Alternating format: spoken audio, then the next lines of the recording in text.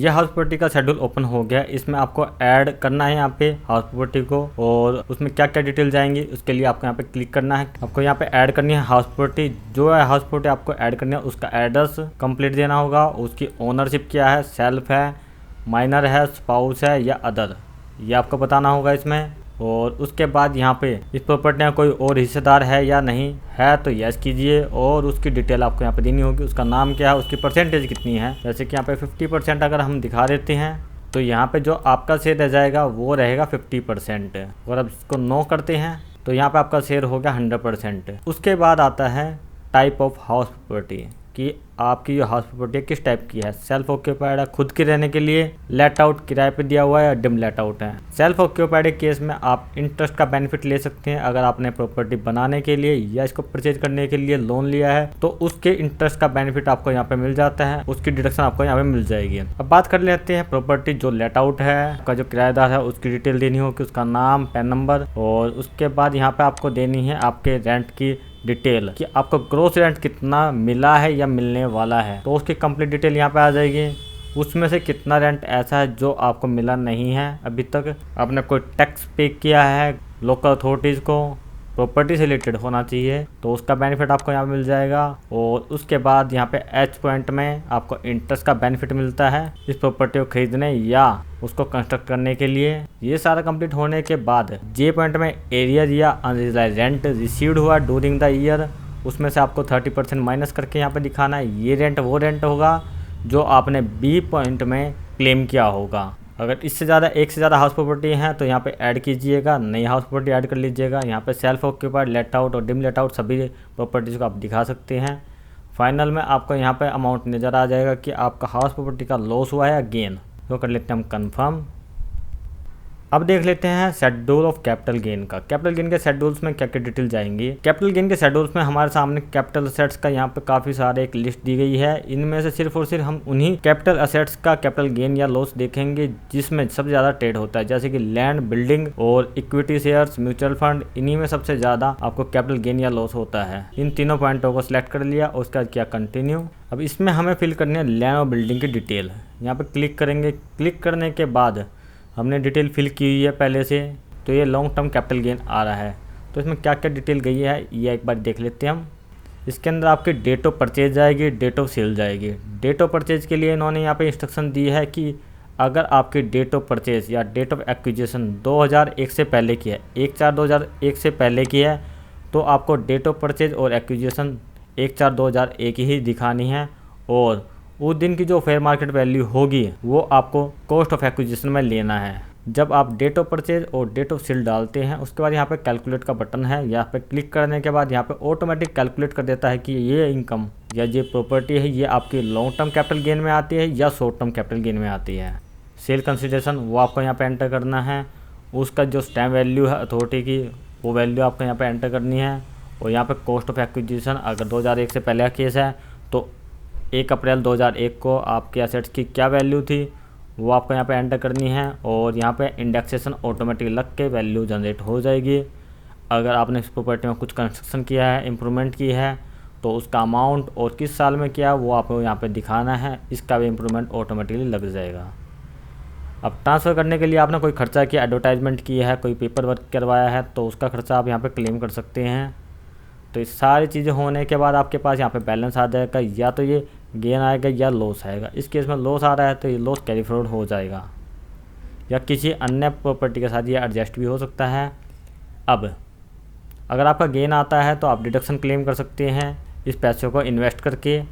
54, 54B, EC, 54F यहाँ पे आपको ऐड करनी है डिटेल्स अपनी प्रॉपर्टी की जो आपने असेट्स परचेज की है कैपिटल गेन के अगेंस्ट।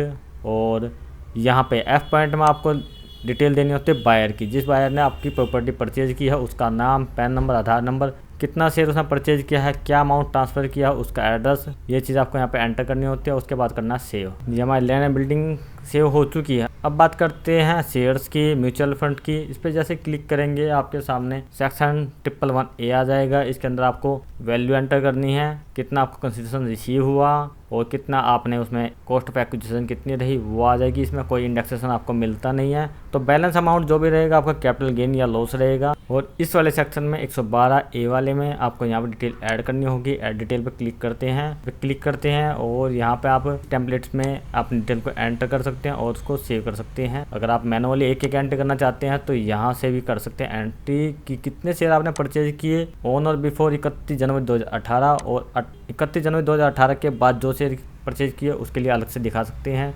जैसे कि बिफोर करते हैं तो आपको आईसीन नेम ये चीज़ें डिटेल देनी होगी।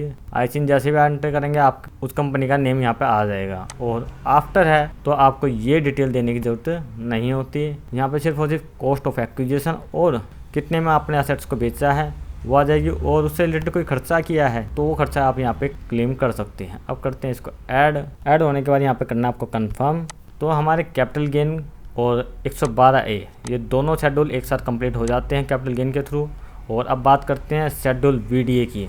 अगर आपने क्रिप्टो करेंसी में लेन देन किया है तो उसकी डिटेल आपको यहाँ पे देनी होती है। उसमें क्या क्या डिटेल जाएंगी, date of acquisition, date of transfer है और एक्विजिशन कितने में किया आपने और आपने कितने में बेचा उनको। अगर कोई गेन होगा तो उस पर टैक्स लग जाएगा, अगर लॉस होगा तो उसका आपको कोई बेनिफिट नहीं मिलने वाला। उसके बाद आपने करना है कन्फर्म। अब बात करते हैं इनकम फ्रॉम अदर सोर्सेज की। इनकम फ्रॉम अदर सोर्सेज में सबसे पहले आपको यहाँ पे ग्रॉस इनकम पे क्लिक करना और यहाँ पे शो हो जाएगा कि आपके डिविडेंड की इनकम कितनी है और इंटरेस्ट या उससे अदर जैसे सेविंग का इंटरेस्ट मिला है, डिपॉजिट मिला है, इनकम टैक्स से रिलेटेड है, कोई अदर इंटरेस्ट है, वो सारा आपको यहाँ पे देखने को मिल जाता है। इसके बाद कोई और अदर इनकम है आपकी तो यहाँ से ऐड कर सकते हैं आप।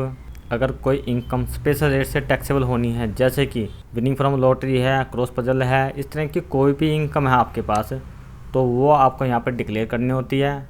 उसके बाद आप यहाँ पे ऐड कर लीजिएगा। अब अदर सोर्सेज के पॉइंट नंबर 3 के अंदर आपको डिडक्शन अंडर सेक्शन 57 की डिडक्शन मिल जाती है तो उसकी डिटेल आपको यहाँ पे देनी है। 8 नंबर पॉइंट के अंदर आपने रेस हॉर्स को मेंटेन करा है तो उससे रिलेटेड एक्टिविटी की डिटेल यहाँ पे आएगी। और लास्ट में 10 नंबर पॉइंट में आपको ये डिटेल जो दी गई है ये पीरियडिकली देनी होगी कि इस डेट तक आपने कितनी कितनी इनकम अर्न की है। और इसके बाद कर लेंगे हम इसको सेव, कन्फर्म। अदर सोर्सेज हमारा कंप्लीट हो गया। अब शेड्यूल CYLA पे चलते हैं, करंट ईयर लॉसेज पे।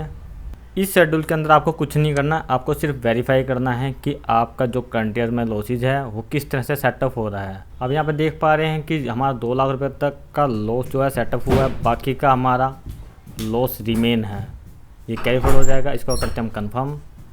अब इसमें हमें देखना है ब्रॉड फॉरवर्ड लॉसेज को। ये कह रहा है कि ब्रॉड फॉरवर्ड लॉसेज का शेड्यूल फिल करने से पहले आपको CFL फर्स्ट करना होगा। फिर हम पहले देख लेते हैं इसके अंदर क्या क्या है। जैसे कि इसमें दिखा रखा है सैलरी इनकम कितनी है हमारी अब और शॉर्ट टर्म कैपिटल गेन कितना है। ये सेटअप होने के बाद जो गेन है वो दिखा रहा है, इनकम जितनी आ रही है हमारी ये दिखा दी इसने, टोटल इनकम इतनी आ रही है। इसको हम कंप्यूट करेंगे सेट ऑफ। इसमें आप एंटर कर सकते हैं जिस भी साल का लॉस आप क्लेम करना चाहते हैं पे क्लिक कीजिए और यहाँ पे एडिट करके यहाँ पे लॉस को एंटर कर दीजिए। जिस भी हेड का लॉस है वो एंटर कर सकते हैं आप यहाँ पे। और उसके बाद कर देना आपको कंप्यूट सेट ऑफ। ये हमारे तीनों के तीनों लॉसेज के जो शेड्यूल थे वो कंप्लीट हो चुके हैं। अब चलते हैं स्पेशल इनकम पे। स्पेशल इनकम क्या है? स्पेशल इनकम में कुछ भी नहीं है, आप इसमें कुछ भी नहीं कर सकते। इसमें सिर्फ और सिर्फ कैलकुलेशन दी गई है कि किस रेट से आपकी इनकम चार्जेबल हो रही है। इसमें काफ़ी सारे रेट है, 1%, 15%, 20%, 10%। तो ये अलग अलग इनकम के लिए अलग अलग रेट दिए गए हैं और उसकी कैलकुलेशन यहाँ पे दी गई है। इसके अलावा कुछ नहीं है, इसमें आप कुछ भी मॉडिफाई नहीं कर सकते। आप सिर्फ कंफर्म कर लीजिए। अगर आपको कोई डाउट आता है तो आप उस शेड्यूल में जा करके उसको चेंज कर सकते हैं। स्पेशल इनकम कंफर्म होने के बाद अब आगे हम डिडक्शंस पे 80D की डिडक्शंस आपको यहाँ पे दिखानी है। एडिट में आपको यहाँ पे शो करने लग रहा है कि आप अगर सीनियर सिटीजन हैं तो आपको यहाँ पे यस करना है। अगर सीनियर सिटीजन नहीं है या आपका फैमिली मेम्बर कोई सीनियर सिटीजन नहीं है तो आपको नो करना है। फैमिली मेम्बर के अंदर एक्सक्लूडिंग पेरेंट्स हैं, पेरेंट्स को कवर नहीं करना है। आप, आपका स्पाउस और आपके जो सन या डॉटर हैं वही यहाँ पर कवर होंगे। तो नो करने के बाद यहाँ पे आप हेल्थ इंश्योरेंस पॉलिसी का जो अमाउंट है वो यहाँ पे एंटर कर सकते हैं और प्रिवेंटिव हेल्थ चेकअप है तो यहाँ पे एंटर कर सकते हैं। मैक्सिमम जो डिडक्शन होगी वो ऑटोमेटिकली उठा लेगा।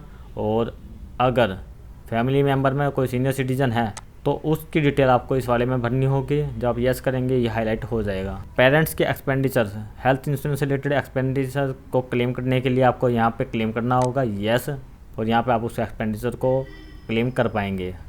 इसका यहाँ पे करना आपको सेव करने के बाद करना आपको कन्फर्म। ये हमारा 80D शेड्यूल भी कंप्लीट हो चुका है। अब चलते हैं शेड्यूल चैप्टर 6 पे। इन्होंने इसको 2 भागों में डिवाइड कर दिया है पार्ट बी करके। इसको ऐड करेंगे तो इसमें कौन कौन डिडक्शंस आएंगे आप देख लीजिएगा। इसमें आपकी 80C आती है, 80 आती है, तो ये काफ़ी सारी डिडक्शन इसमें कवर हो जाती हैं। आप इसके अंदर आप जो भी डिडक्शन क्लेम करने के लिए एलिजिबल हैं उस डिडक्शन को आप क्लेम कर लीजिएगा। जैसे 80C के अंदर काफ़ी सारे डिडक्शंस है। अगर आपने उनमें इन्वेस्ट किया है तो उस इन्वेस्टमेंट अमाउंट को यहाँ पे टोटल एक साथ दिखाना है और यहाँ पे ऐड कर लीजिएगा। उसके बाद चलते हैं हम पार्ट सी, CA और D पे। इसमें आप ऐड कर देंगे। ऐड करने के बाद कौन कौन डिडक्शंस यहाँ पे 80 TT है। अगर आपका सेविंग इंटरेस्ट है तो यहाँ पे आप क्लेम कर सकते हैं। अब चाहे कितना भी क्लेम करें, यहाँ पे मैक्सिमम जितना आपको रिसीव होगा अदर सोर्सेज के अंदर उतना ही आप क्लेम कर पाएंगे। एलिजिबल इतना ही है। अगर सीनियर सिटीजन है तो आपको 80 TTB भरना है, 80 TTI नहीं भर पाएंगे। सेव कर लेना और उसके बाद करना है कन्फर्म। अब आ जाता है शेड्यूल AMTC। आपकी कोई एडजस्टमेंट होनी है AMTC की तो उसको एडिट करके आप यहाँ पे एडजस्टमेंट डाल सकते हैं। अब बचे हमारे 3 schedules. Part B TI total income, यहाँ पे कंप्यूटर से जनरेट हो जाती है टोटल इनकम की, जैसे कि सैलरी इनकम कितनी है, हाउस प्रॉपर्टी इनकम कितनी है, कैपिटल गेन कितना है, आपका अदर सोर्सेज कितना है। तो ये सारे के सारे यहाँ पे आ जाते हैं और यहाँ पे क्लिक करके आप इस डिटेल को दोबारा से एडिट भी कर सकते हैं और व्यू भी कर सकते हैं इन डिटेल में। आपको इन डिटेल को वेरीफाई करना है कि डिटेल ठीक आ रही है या गलत। अगर कुछ गड़बड़ लगे आपको तो शेड्यूल में जाइएगा, उसको रेक्टिफाई कीजिएगा और वापस इस पे आ करके चेक कर लीजिएगा कि जो आपकी डिटेल बन के आ रही है वो ठीक है या गलत। हमारे हिसाब से सब कुछ ठीक है तो हम इसको करेंगे कन्फर्म। ये शेड्यूल भी हमारा कन्फर्म हो गया। अब चेक करते हैं हम टैक्स पेड। अगर यहाँ पे आपने कोई टैक्स पे किया है तो यहाँ पे आ जाएगा और फॉर्म 16A के केस में आपको यहाँ पे क्लिक करना है। ये TCS आ गया और यहाँ पे आपने कोई एडवांस टैक्स जमा कराया या सेल्फ असेसमेंट टैक्स जमा करवाया तो उसकी डिटेल आपको यहाँ पे एंटर करनी होगी। BSR code, date of deposit, challan serial number और अमाउंट, ये आपको यहाँ पे ऐड करने होते हैं। यहाँ पे हमारा अमाउंट आ जाता है जितना हमने टैक्स पे किया है, सारा सेल्फ असेसमेंट, TCS, TDS सब कुछ मिला करके यहाँ पर टोटल टैक्स पेड आ जाता है। अब हमारा लास्ट शेड्यूल बच गया है पार्ट बी TTI यानी टैक्स ऑन टोटल इनकम। अब पार्ट बी आ गया है हमारा टैक्स ऑन टोटल इनकम पे। इसमें लाइबिलिटी क्रिएट हो जाएगी हमारी कि डीम टोटल इनकम कितनी है 0 और उस पर टैक्स कितना बना हमारे टोटल इनकम के ऊपर, ये आ गया। सो डिटेल कर सकते हैं हम यहाँ पे। तो यहाँ पे दिखा देगा कि आपकी नॉर्मल टैक्स कितना लगा और स्पेशल रेट से टैक्स कितना बना। इस डिटेल को आपको कन्फर्म करना है कितना टैक्स पेड था। तो हमारा पूरा रिफंड बन गया। प्रीव्यू रिटर्न के ऊपर जैसे इस पर क्लिक करेंगे, ये preview and submit your return, तो यहाँ पे आपको क्लिक करना है और उसके बाद यहाँ पे आपको प्रोसीड टू प्रीव्यू पे क्लिक करना है। अब हमारे सामने ये प्रीव्यू आ गया रिटर्न का। इसके अंदर हमारी जनरल डिटेल्स आ गई है, सारी के सारी डिटेल आ गई है जो हमने फिल की है उसको वेरीफाई कर लेना है एक बारी। और उसके बाद ये सारे शेड्यूल्स हैं इस लेफ्ट साइड में, आप एक एक करके इन सभी को चेक कर लीजिएगा। इसको आप डाउनलोड करके अपने पास रख सकते हैं और प्रिंट भी दे सकते हैं। ये PDF फॉर्म में जनरेट हो जाएगी। और चलते हैं नीचे की तरफ और ये सारे चेक होने के बाद प्रोसीड टू वैलिडेशन में जाएंगे। अगर इसमें कोई एरर होगा, जैसे कि इसमें कुछ एरर दिखा रहा है, तो ये एरर आपके सामने आ जाएंगे। आपको ये एरर रिजोल्व करने होंगे। जब यहाँ पे वैलिडेशन सक्सेसफुल आ जाएगा तो उसके बाद आप रिटर्न को सबमिट कर सकते हैं। आई होप आप लोगों को वीडियो पसंद आई हो। कि वीडियो को लाइक शेयर करना ना भूलिएगा और चैनल को सब्सक्राइब कर लीजिएगा। धन्यवाद।